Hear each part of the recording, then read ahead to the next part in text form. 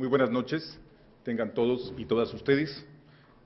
La Universidad Autónoma de Nuevo León les da la más cordial bienvenida a esta conferencia inaugural que se enmarca dentro de los eventos conmemorativos del centenario del natalicio del muy distinguido universitario mexicano Raúl Rangel Frías. Vamos a dar inicio a esta ceremonia con la presentación de los integrantes de nuestro presidio. Lo encabeza el doctor Jesús Anser Rodríguez, rector de la Universidad Autónoma de Nuevo León.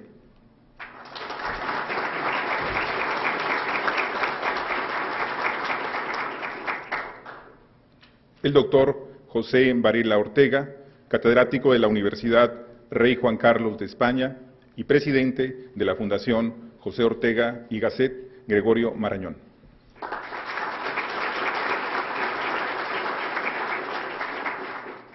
El doctor Alfonso Rangel Guerra, ex rector de esta universidad y director del Centro de Estudios Humanísticos.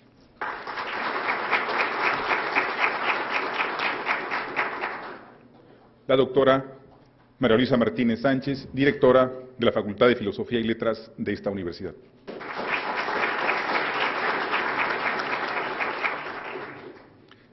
Contamos con muy distinguidos invitados especiales.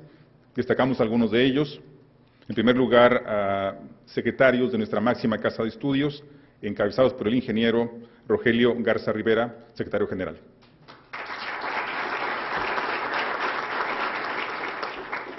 Contamos también con la presencia de familiares y amigos de don Raúl Rangel Frías, en primer término su hija, la licenciada Alejandra Rangel Hinojosa.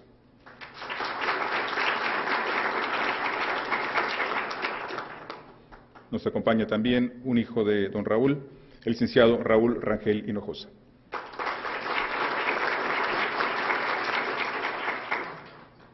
También nos acompaña Lucía Rangel Hinojosa.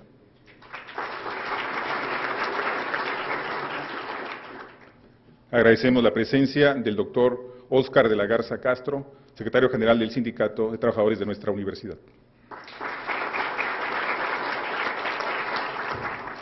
Destacamos también la presencia del comité organizador de los festejos del centenario de Raúl Rangel Frías, que también están con nosotros, y también agradecemos la presencia de directores de facultades preparatorias y de la administración central de nuestra universidad.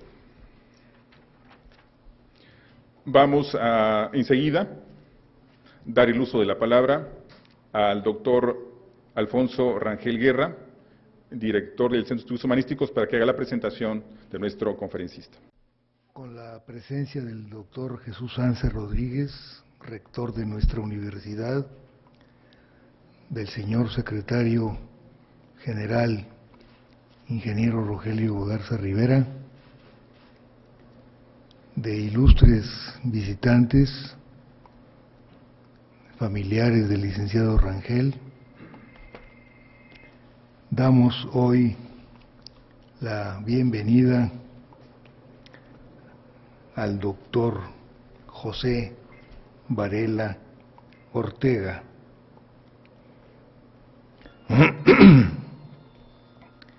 de ilustre ascendencia intelectual en el ámbito de la lengua española, quien nos honra con su participación en los actos conmemorativos del centenario del natalicio de don Raúl Rangel Frías.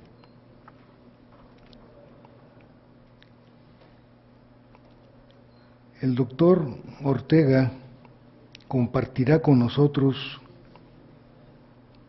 a continuación una conferencia magistral inicial de las que a lo largo de todo este año se van a presentar como parte del homenaje a don Raúl Rangel Frías.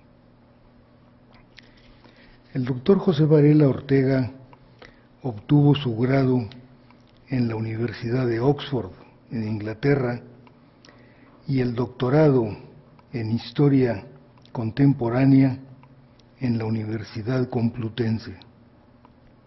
Ha ejercido la docencia en las universidades de Santiago de Compostela, la de Valladolid y en la Universidad Rey Juan Carlos. Ha sido Fellow de St. Anthony College de Oxford y también ha colaborado en el Instituto Torcuato Luca di Tena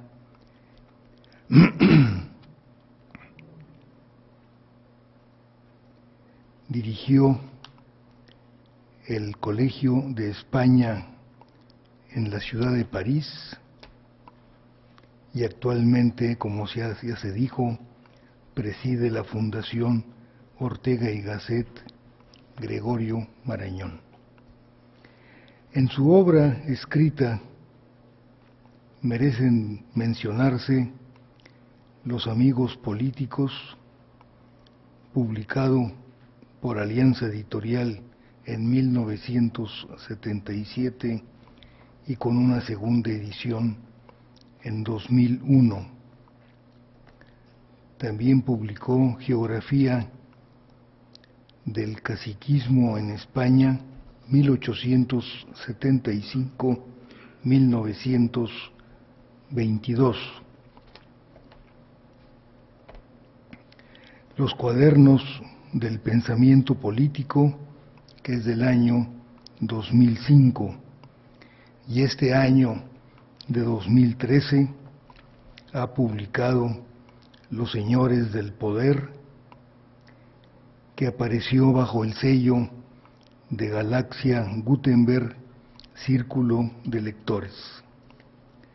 Se ha querido iniciar el centenario del natalicio de Raúl Rangel Frías con una conferencia sobre el filósofo español José Ortega y Gasset, cuya obra renovó el pensamiento español filosófico del siglo XX y influyó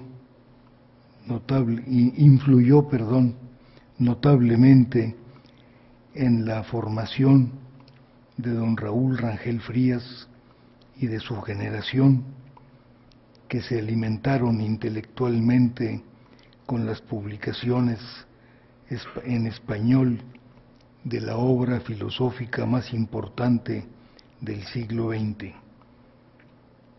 y además también con la lectura de una vieja e importante revista, la Revista de Occidente, creada y alimentada y promovida por don José Ortega y Gasset, revista que hoy sigue apareciendo después de varios años.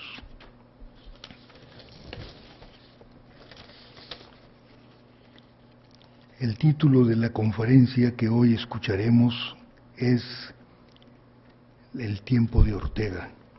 Queda con ustedes el doctor José Varela Ortega. Muchas gracias. Señor rector, con la venia. Bueno, decía un asesor militar soviético en la guerra civil que en ese país, en España, ni las batallas defensivas empiezan a la hora. Pero, en fin, yo creía que Monterrey era algo distinto a Ciudad de México, pero veo que no siempre, ¿no? En todo caso, en cualquier lugar, cuando hay puente y es viernes, se producen estas situaciones más o menos caóticas, ¿no?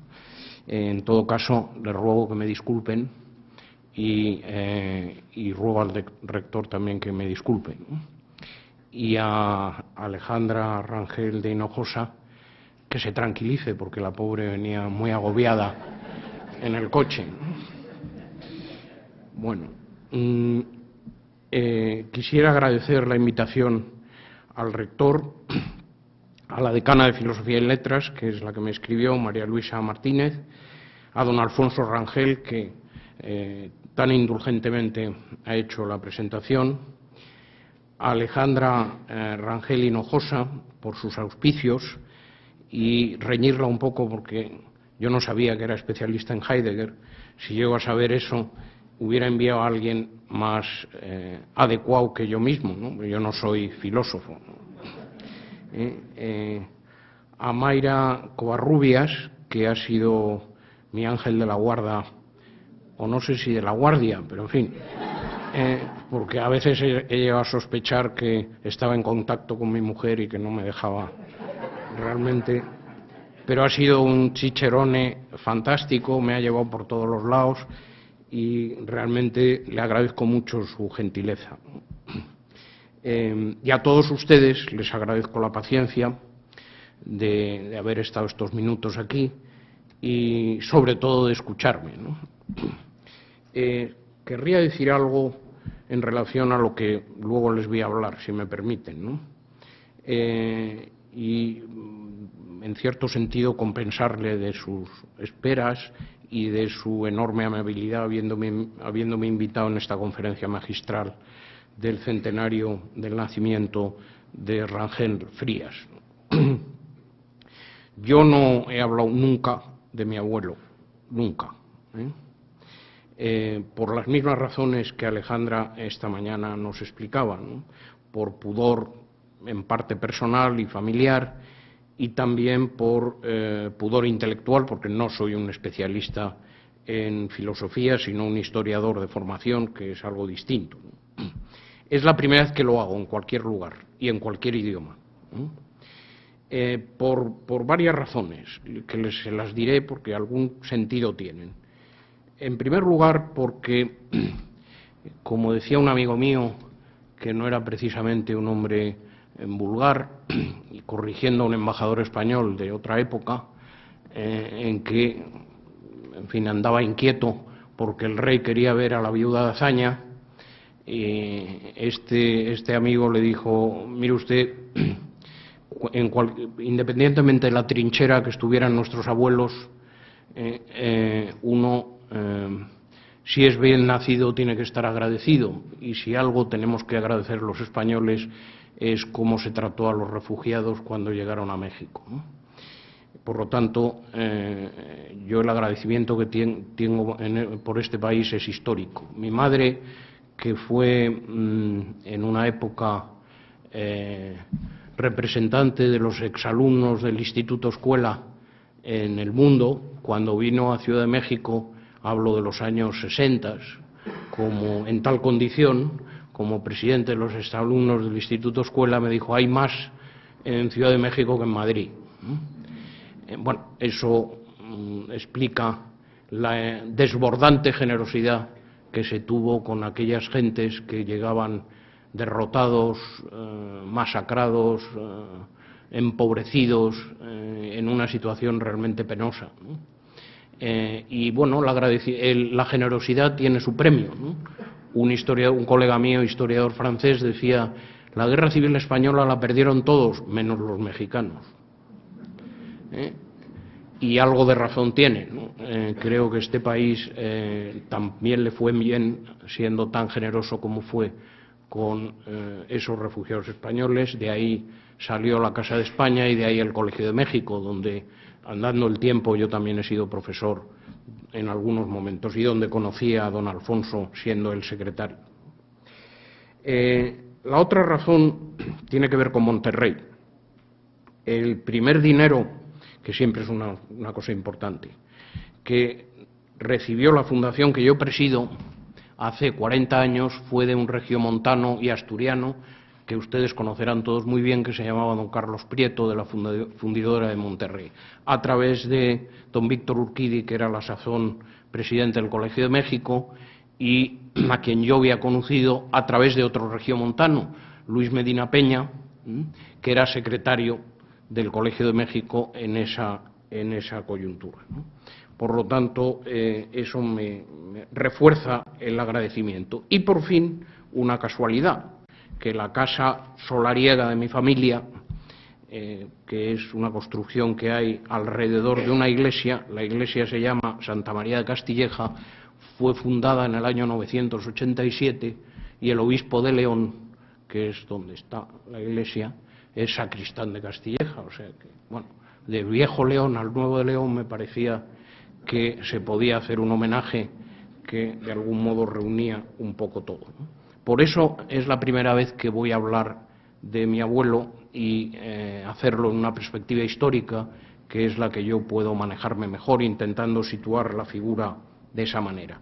Esta conferencia o estas páginas yo las escribí hace casi 15 años, no las he publicado jamás, ni las he expuesto nunca en ningún lado, pero sí las hice para una investigadora argentina, Marta Campomar, especialista en Ortega, y que yo tenía mucho interés que encontrara en el archivo de Ortega lo que yo sabía que iba a encontrar, que es una serie de cartas y documentación que de algún modo contradecían un libro que se publicó en los años 90 de un personaje que se llamaba Gregorio Morano, que es un periodista comunista, que el título del libro, a lo mejor algunos de ustedes lo conocen, se llama El maestro en el erial. De algún modo el libro tiene un cierto algo que ver con alguna cosa que escribió don José Gaos, el mismo refugiado y profesor en el Colegio de México, sobre la producción orteguiana después de la Guerra Civil. Pero el libro tiene eso que llaman los ingleses el tufillo del mayordomo, que es, bueno, pequeñas miserias en vez de cosas que tienen interés de un pensador. Lo hablábamos ahora con Alejandra, como Heidegger, por ejemplo. A uno no le interesa mucho si tuvo o no relación con su criada, ¿no? Como algún libro que se ha publicado recientemente de Carlos Marx, ¿no? Le interesan a uno otras cosas, ¿no? Bueno, aquí no habla de las relaciones de ese orden de mi abuelo, pero sí habla de que después del año 36 y después de la guerra no dio las clases como catedrático de la universidad ahora llamada Complutense, entonces Universidad Central, pero sí las cobró. Y dice también en el libro que hizo gestiones en la Embajada de España en Lisboa, cercano al embajador de entonces, que se llamaba Nicolás Franco y era el hermano mayor del general Franco, para convertirse en una especie de speechwriter o plumífero o pendolista del general Franco. Bueno, yo cuando eso surgió, mi madre vivía todavía, y resistí las presiones de mi familia de que eso había que desmentirlo con documentos. Dije que eso que lo hicieran mis colegas, los historiadores, que los archivos ahí estaban, las cartas ahí estaban, y que vieran ellos mismos y descubrieran ellos mismos lo que nosotros ya sabíamos, sobre todo yo, que a eso me dedico, ¿no? Y quien primero lo descubrió fue Marta Campomar, ¿no? Y quien también lo descubrió fue un señor que ha venido aquí bastante y que ha hablado del exilio de México, que se llama Avellán, José Luis Avellán, y que ha estado mucho en México. Y los dos descubrieron lo que yo sabía y quería que descubrieran por su lado. Yo no les dije nada, que las cartas estaban ahí. ¿Por qué? Porque a mí me parecía que no hay...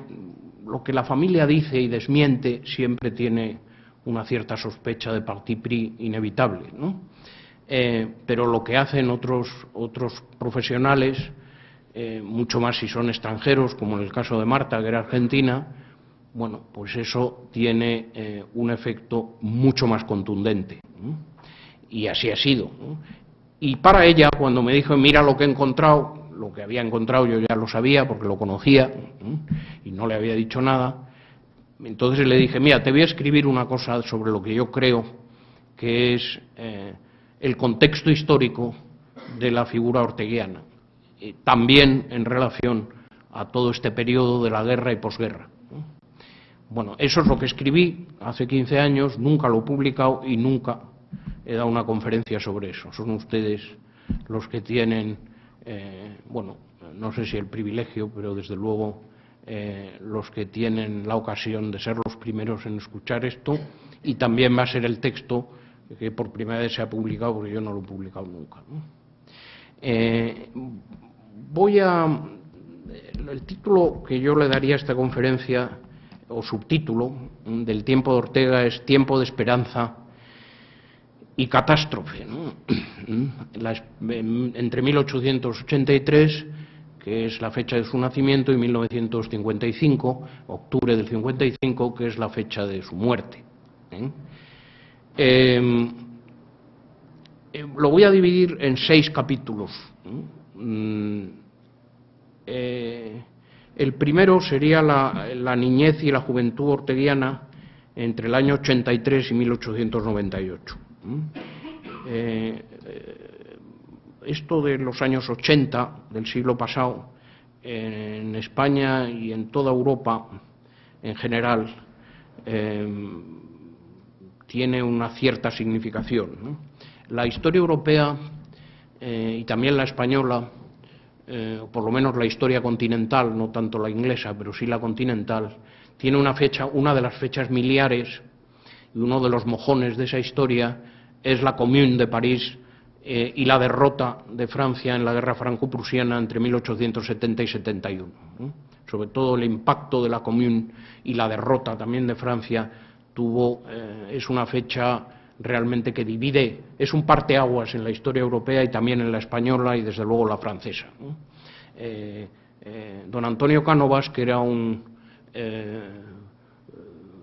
político, intelectual, historiador liberal español, sobre todo político, el artífice de un régimen que se llamó la Restauración, que es en el que nació mi abuelo, y por eso voy a hablar de ello, decía: en nuestra generación ha habido 2 cosas que nos han cambiado la vida y que nos han impactado, ¿no? La derrota de la gran nación de Francia, ¿no?, a manos de los prusianos, el triunfo de los prusianos, de la Europa del Norte, y la toma de Roma, ¿no?, la destitución del poder temporal del Papa, la ocupación de Roma. Esas han sido 2 cosas que realmente nos han cambiado nuestra visión del mundo, ¿no? Y efectivamente la Comuna, el libro de Marx, como saben ustedes, Marx lo tituló La guerra civil en Francia, marca un antes y un después en Europa, ¿no? Fue un episodio de una enorme violencia, con más o menos 30.000 muertos. Aproximadamente París perdió 100.000 personas, entre exiliados, masacrados, represaliados y gentes que huyeron o fueron a prisión, entre ellos personas tan significadas en la izquierda francesa como Gambetta, que acabó exiliado precisamente en España.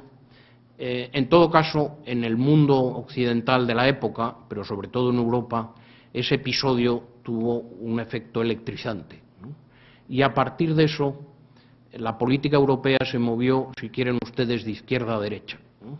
De algún modo pueden ustedes decir que la historia continental, desde la Revolución Francesa hasta el año 70, es una historia caótica, traumática, en Francia de barricadas y de revoluciones, y en España y en otros sitios, como decía Mazzini, de golpes militares y de pronunciamientos, etc. Estos políticos alrededor de los años 70 del siglo antepasado en Francia decidieron que había que estabilizar de algún modo el liberalismo. Y lo que hicieron fue un pacto entre profesionales. La Tercera República es francesa, que duró hasta la invasión alemana de 1940, es un régimen estable porque es una república que hace exactamente lo contrario de la Segunda República Francesa, ¿no? En vez de una alianza con el obrerismo revolucionario y una alianza de izquierdas, hace una alianza con el orleanismo, diputados monárquicos, y construye un régimen muy estable, y muy moderado. Y en España hay un pacto entre políticos profesionales que estaban cansados y además asustados de ese tipo de política, digamos, muy movilizadora, muy sesgada a la izquierda, muy revolucionaria y para ellos, muy amenazante de una reacción de la extrema derecha que en España era el carlismo en términos mexicanos lo podíamos traducir como los cristeros, más o menos, ¿no? Pero algo parecido, ¿no? Es decir, una jacquerie que de algún modo pedía el antiguo régimen o la vuelta al antiguo régimen. Bueno, estas gentes construyen un régimen estable que nosotros llamamos de la Restauración, que es también, para traducirlo de manera, no sé si grosera, pero sí gruesa, en términos mexicanos, como una especie de PRI dividido por dos, entre un partido liberal, que era el heredero del Partido Progresista Español, la izquierda de la época, y un partido conservador, que era también un partido liberal, pero muy cercano a lo que era el moderantismo de la época, ¿no? Dos partidos conservadores y liberales que se turnaban y que pactaban resultados electorales, con una corona imparcial, primero Alfonso XII, luego la reina Cristina, y por fin Alfonso XIII, aunque en ese caso menos imparcial, que era la balanza del poder. También la construcción por parte de este señor que se llamaba Cánovas de un rey soldado hizo que Alfonso XII se interesara por temas militares. Los Borbones nunca se habían interesado nada por temas militares, ¿no? Carlos III era una persona ilustrada, interesada en arqueología, en estudios clásicos y, como todos los Borbones, en cazar. Le gustaba cazar, pero no le interesaban nada a los militares. Fernando VII tenía de ellos una idea bastante regular, entre otras cosas porque le hacían pronunciamientos, etcétera. Procedían de guerras carlistas y americanas y de la guerra, el levantamiento contra Napoleón.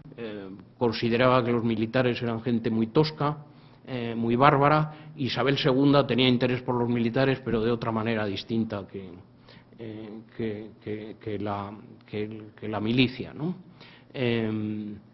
Y fue Alfonso XII el primer rey que encarna esa figura militar como creación y tapón de lo que serían los pronunciamientos militares. Por lo tanto, cuando nace Ortega, nace en un país pacificado, que ya llevaba 10 años de estabilidad política, con un primer gobierno liberal largo. Presidía el gobierno un señor que se llamaba Sagasta, que había estado en el exilio, que había sido un revolucionario, un ingeniero de caminos muy progresista, romántico. Había raptado a su novia, que se iba a casar con un militar, en la noche de bodas. Es decir, un tipo bueno, bastante divertido, no muy leído, pero inteligente, maniobrero, en fin, un especialista en lo que llaman ustedes grilla política. También en alquimia electoral, en hacer elecciones de tal manera que no hubiera pocos votantes, pero sí muchas papeletas. Por otra parte, un hombre positivo, progresista, etcétera, que representaba, digamos, la izquierda española. En ese año presidía el gobierno Sagasta, en el año que nació José Ortega y Gasset, en el año 83. Y él vivió en su primera infancia un país, como digo, pacificado, desarrollándose, tranquilo, turnándose ambos partidos. El régimen se llamaba turnismo político.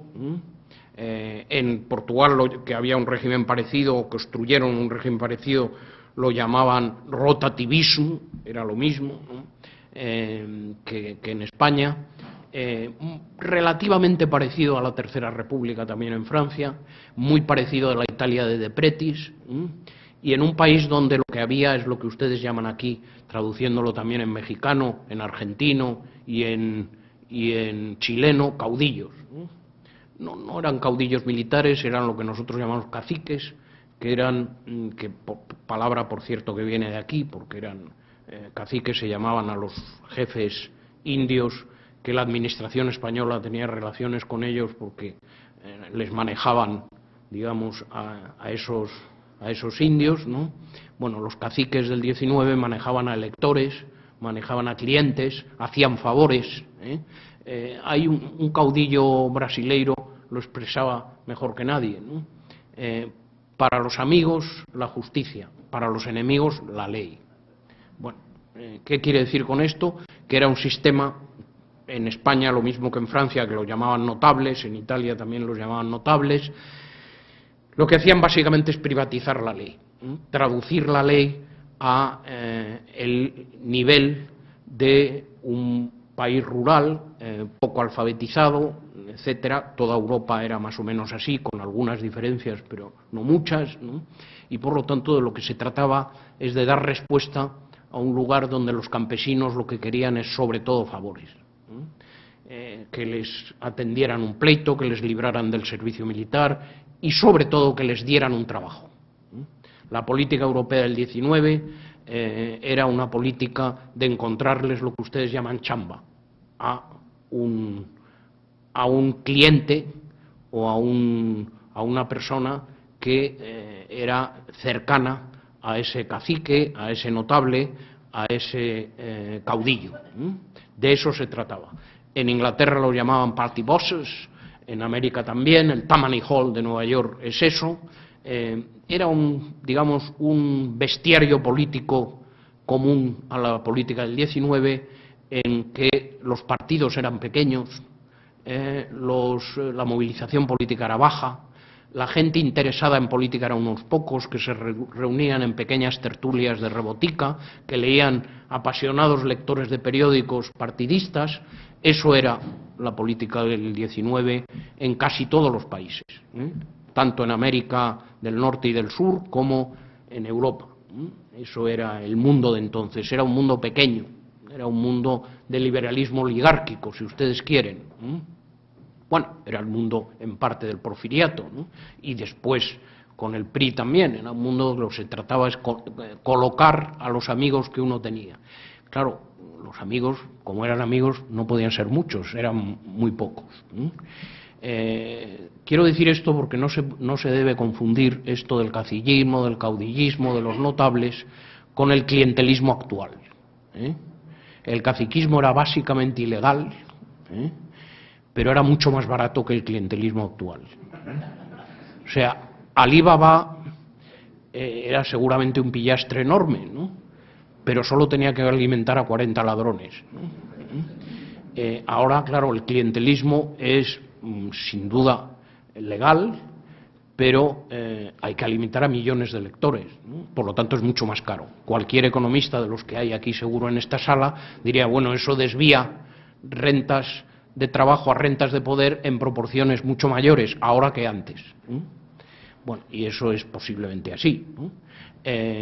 Otro problema es que naturalmente ahora tenemos una sociedad mucho más integrada en un sistema político que llamamos democracia.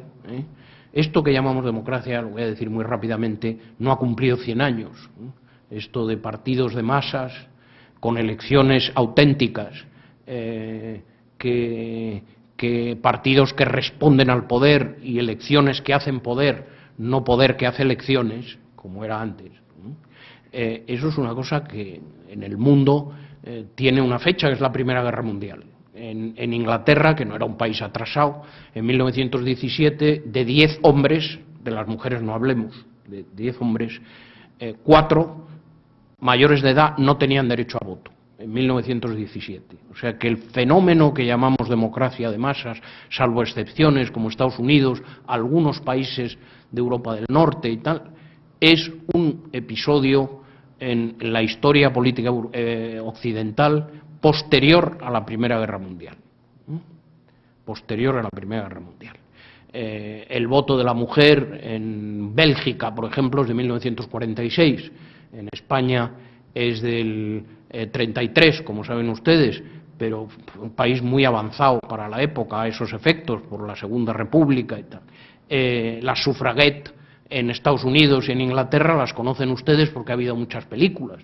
Por lo tanto, este mundo de sufragio universal efectivo, incluida la mujer, etcétera, eso es una cosa que no ha cumplido 100 años, ¿no? Entonces, el mundo que hablamos, el mundo este en que nació Ortega, era un mundo pequeño. Era un mundo de tertulias, de gentes aficionadas a periódicos, de profesores, de farmacéuticos. Fíjense ustedes que Thiers decía, y Gambetta también, queremos una república estable, queremos una república de veterinarios y farmacéuticos, hablando de Francia, entrado en los años 80. Por lo tanto, el paisaje político era cosa muy distinta del que nosotros ahora tenemos en la cabeza. Bueno, Ortega, niño casi, o adolescente, 15 años, le impacta eso que nosotros llamamos la derrota de 1898, que es la guerra con Estados Unidos por motivo de Cuba. Estados Unidos, su objetivo estratégico no era Cuba. En Estados Unidos, como en España, el problema cubano era un problema interior, de política interior, por razones distintas, pero de política interior. En Estados Unidos también, sobre todo en los estados del Medio Oeste. El objetivo estratégico de la América imperial era Filipinas. Y, bueno, ustedes lo conocen porque, bueno, aquí hay un lugar que se llama Acapulco. Usted, Alejandra, nos hablaba del contacto con Oriente. El contacto con Oriente del mundo en español es la nao de China, era la flota del Pacífico. Por lo tanto, esa era la relación. Bueno, en una época también de carboneo, donde los barcos no tenían más de 14 días de autonomía, necesitaban islas para carbonear. Bueno, entonces Hawái, Filipinas, toda la Rosario de Marquesas, Carolinas y todas esas islas de dominio español eran lo que los americanos ambicionaban. Otro problema es que no lo confesaran, pero eran lo que sacaron de verdad de la paz de París. En los Estados Unidos no tenían interés en Cuba, más que la base de Guantánamo, que ha durado hasta ahora. Querían una Cuba pacificada, española o no. Lo que no querían es la rebelión que se había producido en la isla, pero no tenían mucho interés por integrar a la isla dentro de la Unión, como algunos dijeron.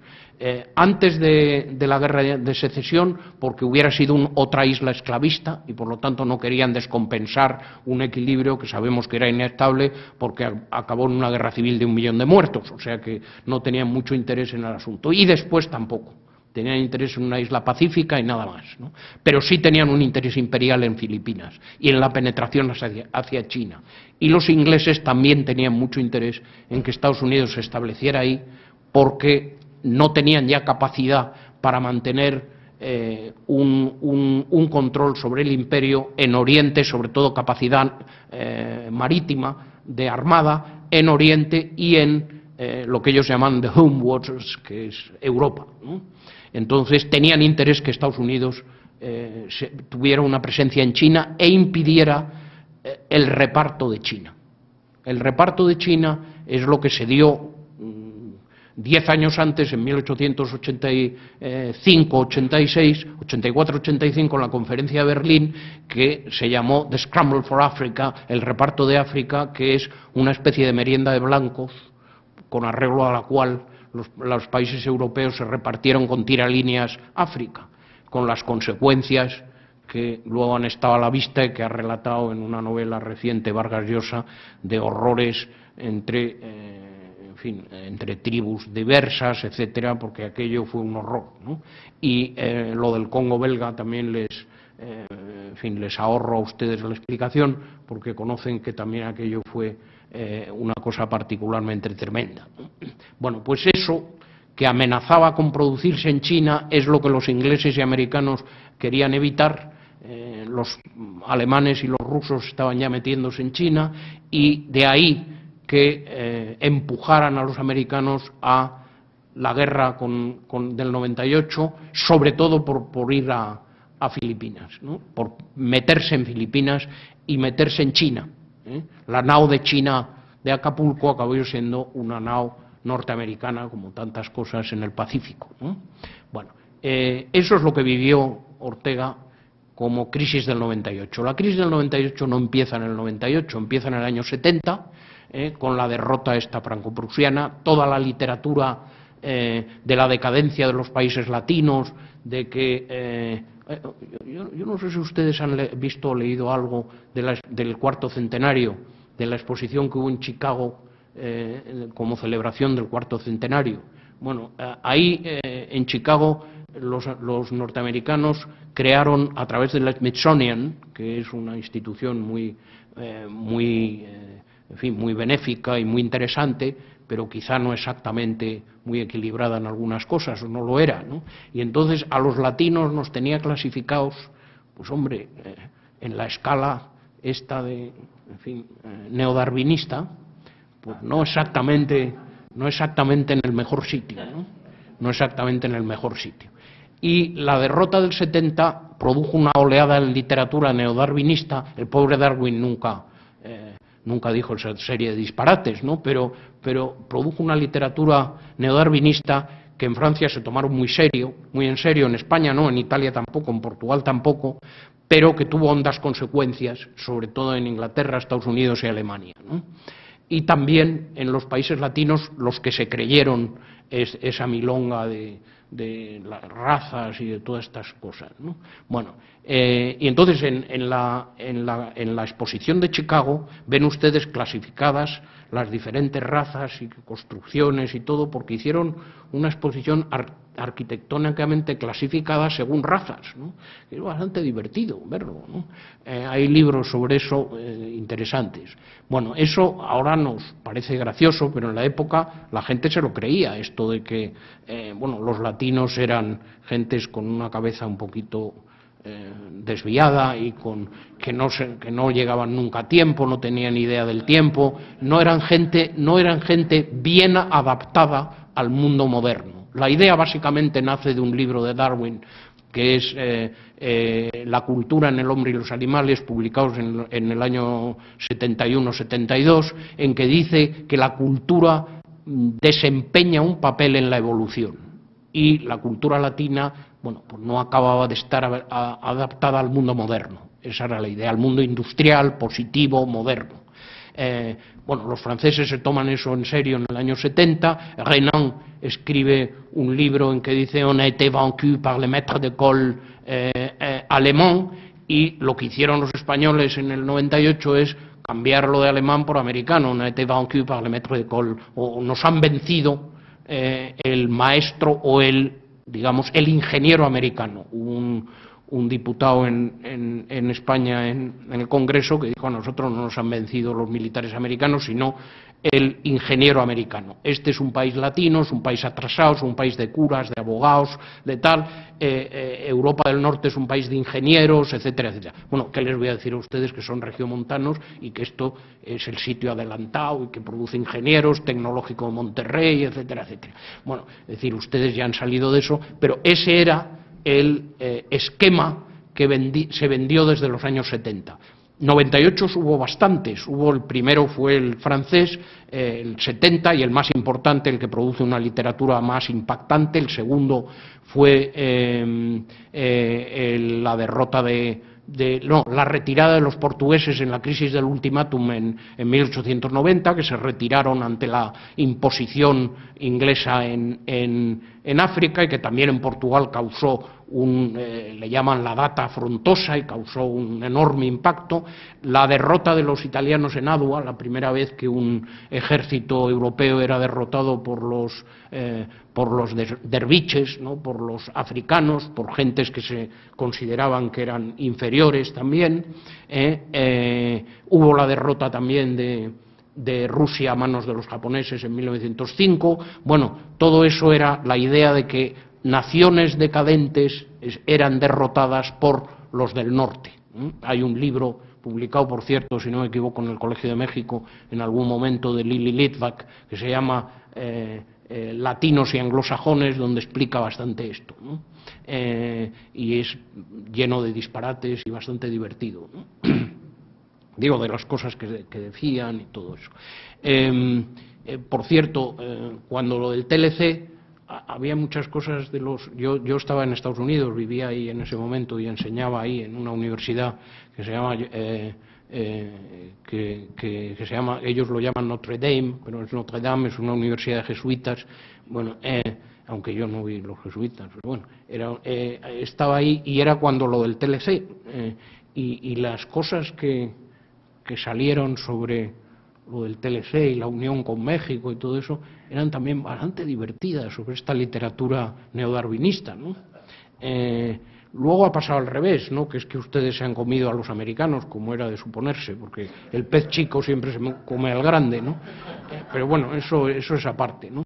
Eso cualquier economista lo sabe, ¿no? Que esto iba a ser un éxito y la predicción ha sido así, sobre todo esta región es evidente, que no hay más que verlo, ¿no? Yo vi esto cuando la fundidora de Monterrey hace 40 años, he visto esto ahora y bueno, es una cosa que se queda uno asombrado y bueno, parece que lo del tráfico es una consecuencia de ello. Bueno, el caso es que este es el ambiente del 98 que no impacta tanto en gentes de la generación anterior. En Unamuno o Baroja no les importa tanto esto. Consideran que ser derrotados por los americanos, Unamuno dice, bueno, es lo normal, no sé por qué todo el mundo aquí está tan agitado con esta cosa. Se fue al campo, además, no tuvo ningún interés en aquello, y le pareció que la agitación nacionalista y en fin, y masoquista y derrotista que se había armado, le pareció una cosa como delirante, ¿no? A quienes sí impactaron eran los teenagers, como llama un colega mío, del 98, y entre ellos está muy fundamentalmente Ortega. Es Ortega quien posteriormente arma la idea de una generación del 98, a la que él no pertenecía. Él, y este es el segundo capítulo, vamos a ver si vamos un poco rápido, si no, es al contrario, un beneficiario de esa derrota. Vamos a ver, en Francia la derrota la toman como una afrenta tremenda, les han desgajado provincias de la propia Francia, Alsacia y Lorena, y el trauma en Francia es resentido. La consigna de francesa de su 98, del 70, es la revanche, la revancha. En España es la regeneración, que es un término difuso, extraño, difícil de traducir al inglés. Todo lo que no se puede traducir al inglés fácilmente es sospechoso filosóficamente, por lo menos para mí, pero es un término positivo, en todo caso, ¿no? Positivo. Y regeneración lo tomaron esas gentes del enemigo el consejo. Vamos a convertirnos en un país, inventaron esto de España no es un país europeo, es un país africanizado por la barbarie, la corrupción de sus políticos. Por lo tanto, hay que europeizar a España. Hombre, uno no sabe muy bien qué otra cosa que europeos eran Carlos III o Felipe II, pero bueno, da lo mismo, ¿no? El hecho es que es una idea fuerza que tuvo unas consecuencias enormes y fue demoledora para el régimen de la Restauración, ¿no? Este es un país africanizado por los caciques, por los políticos y por tal, hay que europeizarlo, y Europa es ciencia y moralidad pública. Esa es una frase orteguiana, y fue un artilugio de modernización hasta casi el presente, hasta la entrada en la Comunidad Europea y quizá incluso la adhesión al euro. Esta cosa de hay que europeizarse fue una consigna feliz. Absurda, porque 20 años antes nadie hubiera entendido eso, les hubiera parecido una cosa insólita, ¿no? Pero después de la derrota del 98 en España, también en parte en Italia y en Portugal, eso fue algo que realmente impactó a la gente y que proporcionó munición para el cambio político, para el cambio científico, universitario, etcétera, etcétera.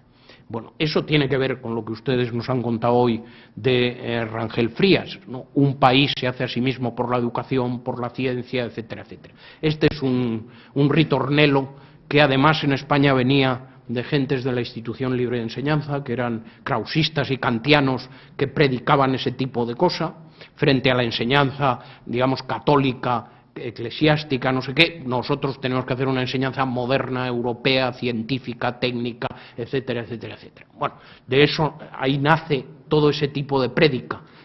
Y nace también la figura del intelectual, creada en Francia como el nuevo sacerdote de esa sociedad laica, tecnificada, científica, germanizada, anglosajonizada, lo que ustedes quieran, ¿no? Bueno, el producto de eso fue un producto feliz en España, que fue la Junta de Ampliación de Estudios. En definitiva, todos esos maestros españoles que ustedes heredaron en México vienen de la Junta de Ampliación de Estudios. Gaos venía de eso, Azaña estuvo pensionado, mi abuelo también, Ortega, un tío abuelo mío, médico ilustre y catedrático de ginecología de la Central, también estuvo pensionado. Es decir, enviaron a los españoles prometedores, que tenían buen expediente, etcétera, etcétera, a los mejores centros universitarios europeos. Y realmente produjeron una revolución científica, literaria, universitaria espectacular, al punto que Curcius dijo, bueno, la única buena noticia que hemos tenido en Europa desde principios de siglo es esto de la incorporación de España al mundo de la ciencia y de la cultura. Y bastante de verdad había. La Universidad Española ya de los años 30, que nace de eso, era una universidad de muy primer nivel, por lo menos en Barcelona, en Madrid, en algunos otros centros, ¿no?, de muy primer nivel. Bueno, entonces Ortega es una resultante de eso. Estuvo en Alemania 2 veces, primero haciendo el doctorado, luego como profesor, y otros muchos también. Por lo tanto, él es esa generación del 14 que cree que, bueno, lo del 98 y los agoreros del 98 eran gentes interesantes, rompían con el patrioterismo, nos enseñaron la cultura del dolor, la idea de que había que cambiar el país, pero, decía Azaña en un artículo bastante divertido, hombre, no se puede convocar a la gente al grito de queremos pantanos, que era uno de los eslóganes de los del 98, que había que irrigar los campos y los cerebros de la patria. Pero el cambio fue paradigmático. El héroe de la gente española a partir del año 98 era Cajal, premio Nobel de Medicina por sus descubrimientos histológicos, y ya no era un militar o un héroe tal. Es decir, estas gentes, tanto en el 98 como en el 14, fueron demoledores en relación a la historia de España, demoledores, pero con un propósito, digamos, de cambio, de una revista artística que se llamaba La Luz, lo expresa bastante bien: paso al norte. Lo que queremos es hacer una España nueva, no una España de caciques, de tal, de vieja, etcétera, etcétera. Bueno, esa es la misión de Ortega en su etapa, en su vuelta a España después de Alemania y de estar en estas universidades extranjeras de primer nivel. Hay que cambiar la circunstancia española y hay que ayudar pedagógicamente a transformar el país. ¿Cómo? El experimento monárquico, que lo hace él, lo hace Azaña, a través de un partido que se llama Reformista, de un asturiano que se llamaba Melquiades Álvarez, un hombre cercano a todos esos círculos de intelectuales, y no terminaron de encontrar un hueco para transformar la monarquía. No terminaron de encontrar eso. El experimento monárquico se agota con la dictadura de Primo de Rivera. La dictadura de Primo de Rivera no es, como se ha solido decir, algo parecido a Mussolini, pero sí está en el contexto de después de la Primera Guerra Mundial. La Primera Guerra Mundial es un cataclismo en toda Europa, rompe un siglo de liberalismo, deshace el continente. Un filósofo argentino positivista que se llamaba don José de Ingenieros habla de ello con bastante precisión, diciendo: esto de Europa es el suicidio de los bárbaros. Bueno, el suicidio va del año 14 al año 45. Es decir, la historia de Europa entre el año 14 y el año 45 es una película de miedo. Tenía razón Borges cuando antes de morir le dijeron: bueno, esto de la Unión Europea no va a durar y esto del euro tampoco y tal. Y decían los economistas americanos, y les dijo: no crean ustedes el horror y el desastre une mucho a los europeos. Y bueno, es bastante cierto, ¿no? El miedo al espanto de lo que fue la historia europea entre el 14 y el 45 explica mucho esto que llamamos ahora la Comunidad Europea, la Unión Europea, el euro, etcétera, etcétera, ¿no? Explica mucho eso. Bueno, esa es la Europa que le tocó vivir a Ortega después del experimento monárquico. Eso es la dictadura de Primo de Rivera, en que no salió un soldado a la calle, se dio por telegrama, pero se rompió con la Constitución. Y de ahí vino la Segunda República. Azaña mismo contaba que antes de la dictadura de Primo de Rivera éramos una tertulia rebotica, los republicanos, o sea, 4 gatos, lo decía muy claramente. Y la generación anterior, la reina Cristina, la madre de Alfonso XIII, como otros políticos de la generación anterior, lo vieron, ¿no? Eso lo vieron. La reina puso sus ahorritos que tenía en Suiza y dijo: veré a mi hijo destronado, pero no tronado. Bueno, pues esa era la idea, ¿no? Creía que el romper la Constitución iba a producir el destronamiento de Alfonso XIII. Y el propio Alfonso XIII, ya en el año 30, cuando le hablaban bien de lo que había hecho económicamente el dictador y de las grandes obras públicas, decía: sí, Primo de Rivera me ha traído la ley de firmes especiales, es decir, las buenas carreteras y la república. Y bueno, eso fue, ¿no? El experimento, ahí hay un artículo orteguiano, de Ortega, que es definitivo, que es el error Berenguer, la idea de Alfonso XIII de querer volver al antiguo régimen como si nada hubiera pasado después de haber traicionado la Constitución, con un artículo donde dice: españoles, no tenéis Estado, tenéis que reconstruirlo, delenda es monarquía, hay que acabar con la monarquía, hay que hacer una república, porque esto no ha funcionado, la monarquía ha dejado de ser una institución nacional, no une a los españoles, no es capaz de ser un motor de transformación, vamos a intentar una república. Bueno, la república hace lo contrario de la Tercera República Francesa y se parece mucho más a la segunda que a la tercera, a la segunda francesa. La alianza central política de la República es de los partidos republicanos de izquierda con el obrerismo revolucionario. El Partido Socialista Español era un partido, antes de la República, bastante aseado. Era un partido vizcaíno y madrileño, del obrero de levita, del tipógrafo, es decir, del obrero ilustrado, ¿no? Después de la República entran masas rurales que quizá no contribuyeran a la altura intelectual del movimiento. Pero era un partido mucho más sindicalista que político, ¿no? Y era un partido, a partir de mitad de los años 30, como ocurrió en otros países de Europa, bolchevizado, con una enorme influencia por el movimiento, digamos, bolchevique y por la figura de Lenin. Largo caballero, se le llamaba el Lenin español, y lo malo es que él se lo creía. Bueno, entonces es una república sesgada en ese sentido, ¿no? Y es una república que no terminó, a pesar del intento orteguiano, que fue un partido que se llamaba Agrupación al Servicio de la República, y se llamaba así con ese propósito, no integró a la mitad del país. La mitad del país. Tienen ustedes que ponerse en situación de lo que era la Europa y el mundo del momento. La Iglesia Católica de entonces no era la de Juan XXIII, que fue un santo que se hizo protestante, como saben ustedes, y de algún modo pues impidió que hubiera partidos católicos, digamos, militantes y extremos, ¿no? Nada que ver con eso.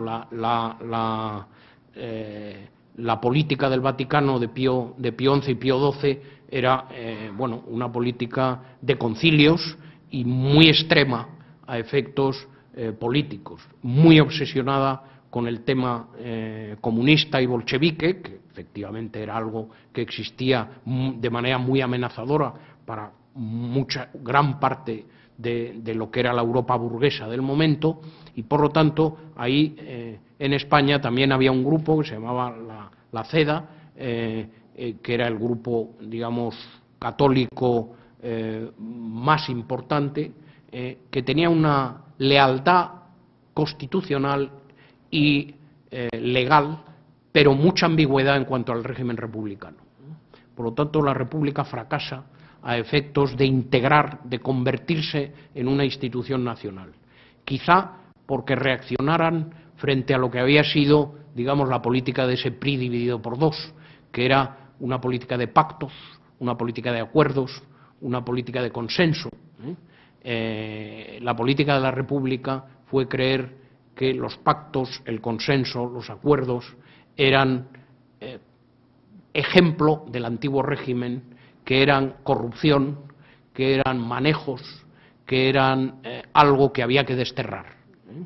Y por lo tanto, la República Española tuvo un acento jacobino que no tuvo la Tercera República Francesa. Se parece mucho más, por eso, a la segunda, la del 48, la de 1848, que a la tercera. La historia la conocen ustedes porque hay pocos casos en que haya habido más publicaciones que las de la Segunda República y la Guerra Civil, ¿no? En el año 36 ganan las elecciones un Frente Popular, que era un modelo de toda Europa, pero muy distinto al del Frente Popular francés, ¿no? En el Frente Popular francés gobernaron los socialistas desde el principio, un socialismo ya muy asustado por el rearme de la Alemania nazi, y un socialismo, el de Blum, que buscaba consensos con el resto de las fuerzas republicanas en Francia. No es el caso del Frente Popular español. No es verdad, como luego naturalmente ha fabricado la propaganda franquista, de que hubiera una especie de conspiración comunista. En España el Partido Comunista no tenía ninguna importancia. Tenía el 2-3% del voto, no más. El partido falangista o fascista tampoco, no logró un solo diputado. Ambos son dos partidos que tienen mucha importancia después de estallar la guerra, pero no antes. No antes. Por lo tanto, el problema estaba en otro lado. Estaba en otro lado. El problema del año 36 y del Frente Popular fue que hizo una política que gran parte del país consideró sesgada y, sobre todo, de tomar partido en un sentido determinado y no imponer la fuerza de la ley. No fue tanto el problema de la violencia, el problema de la invasión de fincas, el problema de reforma agraria, el problema de algunas quemas de iglesias, cuanto la percepción, la imagen que se creó en una parte muy importante del país de que la ley no se aplicaba de manera neutral y que el gobierno era un gobierno sesgado y volcado en un sentido determinado. Esto es lo que me parece que alienó a una parte muy importante del país y fue el gran capital social de la sublevación del general Franco. No es cierto, en España hubo dos ciudades, no es cierto lo que ahora vuelven a contar, de que, bueno, esto es una sublevación de 4 militares apoyados por 5 obispos, armado por los alemanes, financiado por los italianos y apoyado por los banqueros. Eso era un póster del republicano de la guerra, muy comprensible, pero no es una descripción adecuada de la realidad. Nos guste o no, el general Franco tenía detrás unas enormes masas que son las que no se habían integrado en la República y, sobre todo, las que el gobierno del Frente Popular se alienó de una manera muy sistemática. Esa también es la época que vivió Ortega en Madrid, pensando en irse a América. Tenía ya una idea de irse a Argentina y a Chile, que le habían convidado a unas conferencias, ¿no? tuvo un episodio muy complicado de enfermedad de riñón que le hizo mantenerse en Madrid. Pero tenemos bastantes testimonios de que la idea que él y otros intelectuales de ese mundo tenían de lo que estaba pasando, ¿no? Y hay un amigo suyo diplomático que le fue a ver y que le dijo: no, Azaña está metido en una política absolutamente arriesgada que no le va a salir, y que este país está metido en un torbellino de demencia y criminalidad que no augura nada nuevo, bueno, ¿no? Y que prologa una tragedia, ¿no? Bueno, la tragedia es la sublevación, una sublevación fracasada, mal estudiada. La guerra ocurre no porque se da un golpe, sino porque no se da un golpe bien, desde ese punto de vista. El golpe planeado por el general Mola fue notoriamente ineficiente, estuvo muy mal planeado y tremendamente mal organizado, ¿no? Por eso fracasa. El propio Franco tenía enormes dudas sobre la organización de Mola y la organización del golpe, tanto que no se sumó más que hasta el final, ¿no? Hombre, del general Franco se pueden pensar muchas cosas, y yo pienso bastantes, ¿no? Pero que no hacen al caso, pero no que era un hombre pusilánime o que era un hombre cobarde. Le llamaban sus compañeros mis Canarias porque se resistía, era capitán general en Canarias y se resistía a sumarse a los golpistas. Yo creo que más bien porque creía que aquello estaba horrorosamente mal organizado. Fue la desorganización del golpe lo que produjo la división del ejército y la guerra civil. Si no hay división del ejército, hay un episodio de violencia como en Chile hubo con el golpe de Pinochet, pero no hay guerra civil. La guerra civil la produce la división del ejército. Y también un hecho fundamental que fue impactante para la gente que vivía en España en aquel momento, digamos gente de clases profesionales, burguesas, etcétera, que fue el reparto de armas del gobierno Giral. La reacción de los gobernantes de la República fue abrir los arsenales y repartir armas al soi-disant pueblo. El pueblo no era el pueblo, eran sindicatos armados que le repartieron armas, ¿no? Eso no fue un valladar frente a los militares sublevados, y sí produjo una revolución dentro del territorio de la República, empezando por Madrid y Barcelona, ¿no? Empezaron los paseos, los asesinatos, etcétera, etcétera. Es decir, Madrid cambió de aspecto, ¿no? Mi madre eso me lo contó claramente. Dijo, bueno, Madrid cambió de aspecto. Hay también un recuerdo de Julián Marías, un discípulo de mi abuelo y amigo de Gauss, que lo dice muy bien. Dice, lo dice de una forma, si quieren ustedes, frívola, pero bastante significativa. Dice, hombre, a mí me pareció que algo estaba cambiando de una manera trágica cuando en el tranvía que yo iba entró una mujer portentosa, de guapa y de bien vestida, y el tranviario puso cara de asco. En vez de, dice, eso no hubiera pasado nunca. Aquella mujer era espléndida, guapa, fantástica, y bueno, esta idea del odio social es algo que irrumpió en las calles, ¿no? Hay otros recuerdos de un embajador, Garrigues, que lo dice muy bien, ¿no? El pueblo del 14 de abril, que era el aniversario de la República, quedó sustituido por la clase obrera.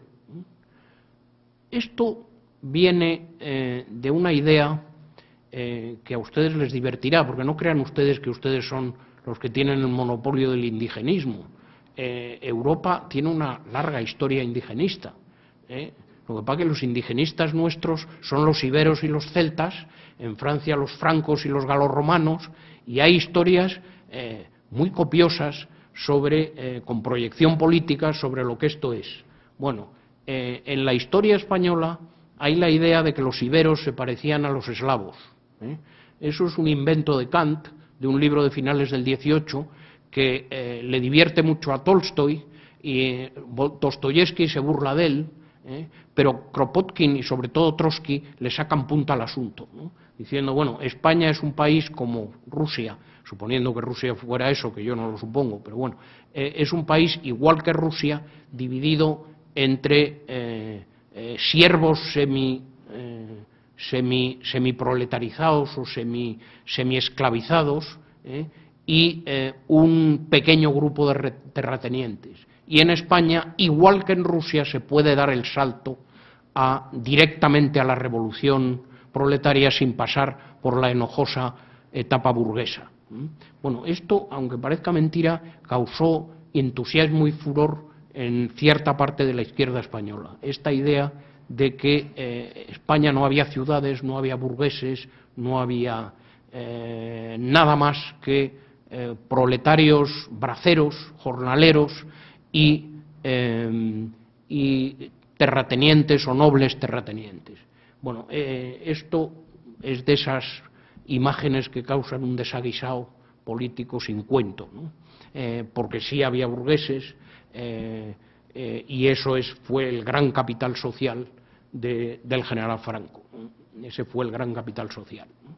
Esas escenas del Madrid de la época las cuentan muy bien las gentes que lo vivieron, ¿no? El doctor Marañón, que es otro de los titulares de la fundación que presido, le cogió el golpe, como a tantos médicos que hacen esas cosas, médicos famosos, en Lisboa, donde estaba cuidando un enfermo. Y cuando se enteró del asunto, lo dejó todo y se presentó en Madrid al grito, escribió a una serie de gentes de viva la República, aquí lo que hay que hacer es defender esto, yo me pongo al servicio del gobierno y me voy a mi hospital a curar a gente que llevaba... Claro, ¿qué pasó? Que empezó a ver que llegaban gentes paseados, fusilados. Los médicos pueden ver muy bien el espectro social, porque heridos acuden de todo tipo de gentes, ¿no? Y ven a gentes muy diversas, ¿no? Entonces, este hombre de pronto se sintió espantado de lo que veía, ¿no? Le convocaron en una checa, que empezaron a surgir comisarías que montaban los sindicatos completamente ilegales, donde torturaban a gente, etcétera, etcétera. Y salió de la checa dispuesto a dejar el país e irse fuera inmediatamente, ¿no? Cuando llegó a París, le entrevistaron. Dijeron, bueno, pero usted que ha sido valedor de la República y republicano, etcétera, ¿cómo es que ha salido de España? Y dijo, porque nos mataban. Están las declaraciones de manera lapidaria en el Petit Parisien. Bueno, eso ocurrió también en la universidad. A Ortega y a otros profesores de la universidad, don Julián Besteiro, que era un socialista eminente y hombre muy culto, catedrático de la Central de Lógica, advirtió a mi propio abuelo y a Morente, que era el decano de la Facultad de Filosofía, usted, don Alfonso, probablemente lo habrá oído nombrar, y profesor de Historia de la Filosofía, de que no fueran a la facultad porque les esperaban gentes pistoleros con muy mala intención, ¿no? Fue Gauss el que intentó precisamente procurar dulcificar la cosa y casi le cuesta la vida, ¿no? Este era un poco el ambiente, ¿no? Estas gentes, en el caso de mi abuelo, lo que hizo fue refugiarse en la residencia de estudiantes, que era un producto de ese mundo de la institución y de los profesores extranjeros y nacionales que venían a España y que tenían mucho que ver con la institución. Lo dirigía un profesor eminente que se llamaba don Alberto Jiménez. Estaba lleno de extranjeros y por eso creyeron, bueno, que allí, esa ingenuidad de la época, ¿no?, que allí podían más o menos capear el temporal, ¿no? Pues allí vinieron milicianos a detener a gente, bueno, es de esas historias curiosas, porque esas me la contó mi abuela, que fueron a detener a un catedrático de Derecho que había sido ministro de un gobierno radical en la República, y el hombre era ágil, dio 2 saltos y salió corriendo y huyó. Entonces los milicianos